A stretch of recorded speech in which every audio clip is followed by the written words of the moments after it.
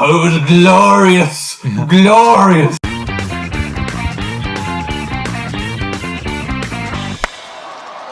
Hello everyone and welcome to Blue Jays Today, where we always have something to say about the Blue Jays. I am your host, Adam Peddle. And I'm your host, Nick Palelag.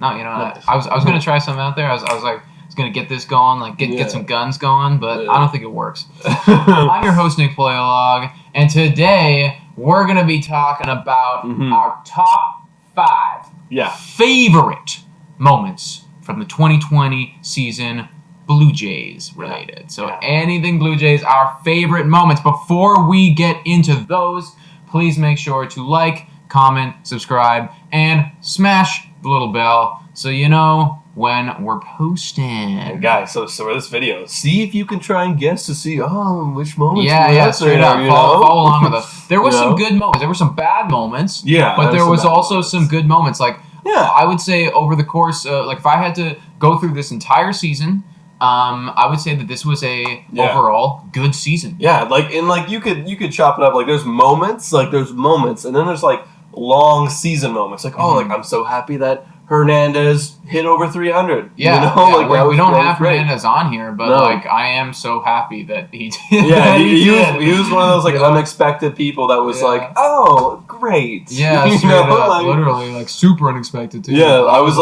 expecting him to hit 240 maybe. Literally, I was like, if he hit 240, I'd be so happy. I think I gave one of my. I don't think I ever had it on video or documented it, but something I was thinking was Hernandez is going to lead the league in home or in strikeouts. Yeah, man. He proved me way wrong. He was right up there for almost home runs. Yeah, exactly. So good for T. Oscar. But let's get into our first one, number 5. Yeah, best coming in at number 5. We have Nate Pearson's debut versus Max Scherzer in Washington. Yes. I was so excited. I didn't actually. It's funny because I was working at the wine shop and I was getting updates on my phone of his debut as I'm going to work. God, did you say the wine shop? Yeah, I don't know. Traitor. I didn't want to say the other name in case it's copyright, but I don't know. Well, the wine shop is an actual store. Well, I didn't work at a wine shop. The wine store? They sell wine. They sell wine. Anyways, though, you were saying you were at the wine store. The wine store, and basically, I put up my laptop in the back room, and I was watching the game because I had to see his debut, and he looked just awesome in that debut. Yeah, no, he definitely looked good because I know that I was a little worried. He had some rough goes at it in preseason. It was against Boston, I think it was, that we were doing it, or some of the preliminary games, and he didn't look very good. But then he came out here against Mad Max, and that was that's a hell of a matchup to start off, bro. And it was impressive. He went toe to toe. I think he got pulled out a little bit earlier. Max went 7. He got pulled out at 5th inning. Yeah, he went 5 innings, 5 strikeouts, and this was his debut. No earned runs, bro. To have a guy under a Charlie Montoya coaching team go 5 innings in their debut, that's pretty impressive. You got to be doing something right if Charlie Montoya lets you go 5. He doesn't let anyone go 5 innings. And this guy did it in his debut against the defending World Series champions. Montoya didn't even let Matt Shoemaker go 4 innings during the postseason. No, go 3. Only 3 in the postseason, Matt. But I know this game matters, and you're pitching well, but I don't care. No, it doesn't matter. It doesn't matter for Charlie Montoya. But that was a great moment because it was the beginning to what should be a very long and very prosperous career for Nate Pearson. Yes. I love to see it, man. That was awesome. I agree. And now, number 4. We've got, and this was one of my favorite moments because this reminded me a lot of Cespedes-esque in left field, and that was Gurriel throwing out Yandy Diaz, I believe his name is, at the home plate from the left field corner. Wow. It was a cannon. No hop. That was a cannon. No hop. That was a friggin' pin missile, dog. This guy, just rocket flames off of his hand, man. I don't even understand like where that came from, bro. Like, but hey, he was doing the gun thing. Oh, did he do the gun thing? Eh? Okay, yeah, only not two, just one. Yeah, you can pull it off then. Yeah, if I nail someone at home plate, then I will do it as well. But that's awesome, man. And like that moment for me, like yes, like that was a great moment, but I think too, like just bringing it up. Gurriel was killing it on defense pretty much the whole season. And I saw him like hit another gear in the second half. Yeah. Like I especially saw that in the second half. Like he did that, and he had a couple other moments where he gunned a couple people out. Yeah. And he made some crazy catches. Like he looked he literally looked like a Kevin Pillar out there doing stuff. You wouldn't think that it was only his second year playing the outfield. Like, no. That's crazy. No. He looked comfortable out there. He looked in control. He was, calling people off. He was making plays. Yeah. Gurriel had a great defensive season along with the bat, and that moment hitting 308. Oh, he hit 308 this season. He led the league in average, or not league in average, led the team in average. Yeah, that's awesome. Good though that we have a guy going on 300. Man. We had two guys over 300. Yeah, right. Like that is amazing. That is amazing. Yeah. All right, guys. So number 3, our favorite moment of the season was the trade deadline. All the trades that we made in the trade deadline. I was like, I almost forgot about this guy. But minus Vogelbach. Well, minus Vogelbach. I was like, okay, this guy who's the guy? But we got Taiwan Walker was definitely my favorite trade. Yeah. Robbie Ray, Ross Stripling, Jonathan VR. I believe that's all of them. Yeah, I think that's all of them.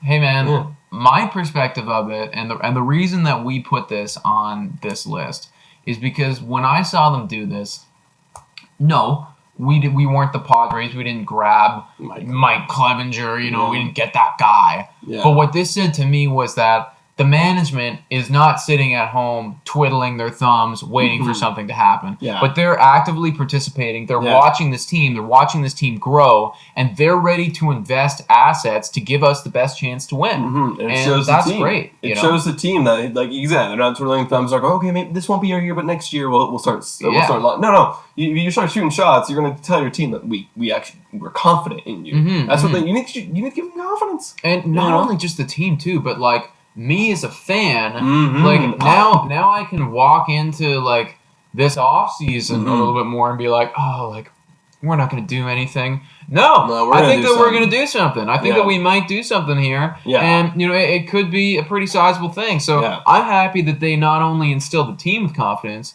but instilled me with confidence. And honestly, like a lot of those trades. Minus Daniel Vogelbach. We're like that doesn't make any sense. Pretty good. Yeah, honestly, they gave us a chance, and that's all that matters. Yeah. Sadly, Walker didn't get to pitch in the postseason, but again, Montoya, I don't know what's going on. That was a silly managerial decision. That was silly. Yeah, but the top guys, great managing decisions. Then that point. Yeah, agreed. Absolutely agreed. Right. And we didn't even give anything up basically for I think we gave up like money one prospect. Like one prospect. like in our like 20 to 30 range. Yeah, like that's okay. Fine, like we made postseason. Like granted, like hindsight's 2020. Like we didn't go very far, but whatever. That's a step. Yeah, that's a step. All right, guys. Number two, we have the 10-run inning against the New York Yankees, capping it off with a Danny Jansen bomb grand slam. Yes, that was awesome. Look, I'm a Jay fan where I always say this. I respect the players. I respect the management of the New York Yankees, but I do not respect the New York Yankees as a team because they just pay for every one of their players. They dominate the East every year. And it's kind of like that New England Patriot kind of vibe that, in football where it's like, screw you, man. Like, just screw you. Well, I think it's even different than the Patriots because, like, for the Patriots anyways, like, at least you can look back and you can be like, wow, like, you guys are so good, and I kind of hate you, but I have to respect Tom Brady and Bill Belichick. Right. Like, I have to. Because they're talented. Exactly. Like, it's like they didn't go out, like, in fact, the Patriots are notoriously stingy. But, like they had, like, two absolutely incredible, like, coach and quarterback for a long period of time that made them great. These guys, And again, like, I like a lot of these Yankees players. Like, I like them.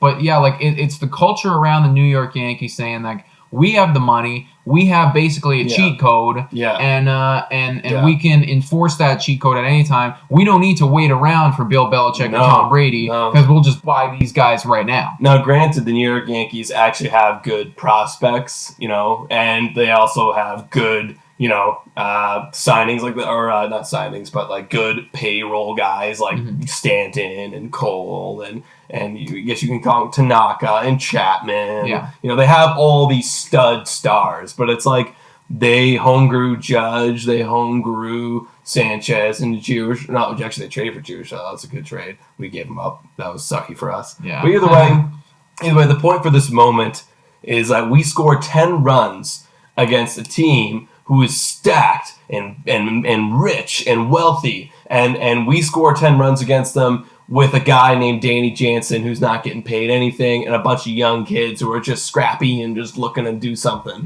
And we did well, and we split the series again, the season series 5-5 against them. And we're not gonna. We repressed the memory of when they scored 10 runs. We don't remember us. that. We don't remember that. Not I don't even know what you're talking about. Yeah, I don't know. That just. What did all I know is that we scored 10 runs. Going on? We scored 10 runs against the Yankees. We did really well. We did really good. Yeah, screw the Yankees. Stop spending as much money as we're spending. Yeah. We need to do a video on baseball, on MLB putting a salary cap. That's a different thing. I would agree. We should talk about that. That's ridiculous. Yeah, we should talk about that because there should be a salary cap it's just in not fair. every sport. Because New York is just way, way, way too rich. It's literally like, one of the biggest cities. It's the most populated. It's most dense. Like they're one of the oldest teams. Of course, they're gonna have all the money. Yeah, like it's New York.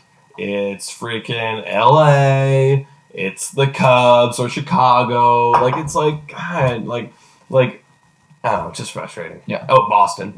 Yeah, Boston too. We'll talk. Let's make a video on should the MLB have a salary cap. The answer is yes. But we're gonna break it down. Yeah. But first, we have to talk about the number one moment of the Blue Jays. This one was also against the New York Yankees, but with our ace, Shun Yamaguchi. No, not with when Shun Yamaguchi gave up that third game against the Tampa Bay Rays. Oh, it was glorious. Glorious. What a lovely signing. It's not him. No. Against the New York Yankees, Hyun-Jin Ryu is on the mound, pitches a great game, no earned runs. We beat them to clinch our first postseason berth in 4 years since the Donaldson, Bautista, and Encarnacion era. Oh, what an era that was, but we are now back, and that moment made me eternally grateful. Yeah, there is no other moment. Whenever you make postseason in a season... Whenever you make postseason season, yes.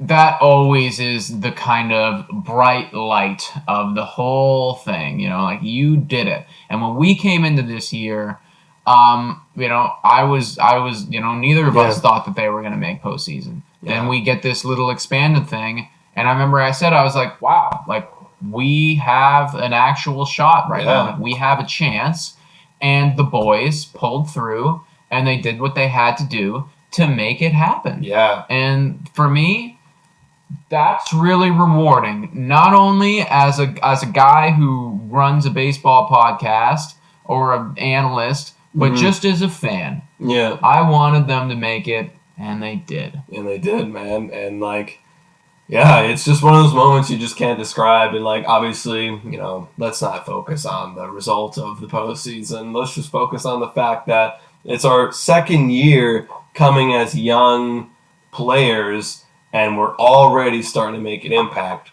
We still have a wave of players to come. We still have a crapload of pitchers. We still have free agents to join the team. We're still not there yet, but we're entering the field of contention now. Mm-hmm. And so when we add those additions, and then when we grow as a team, I have no doubt we're going to be a contending team. Could be next year, could be the year after that for sure. I would absolutely agree.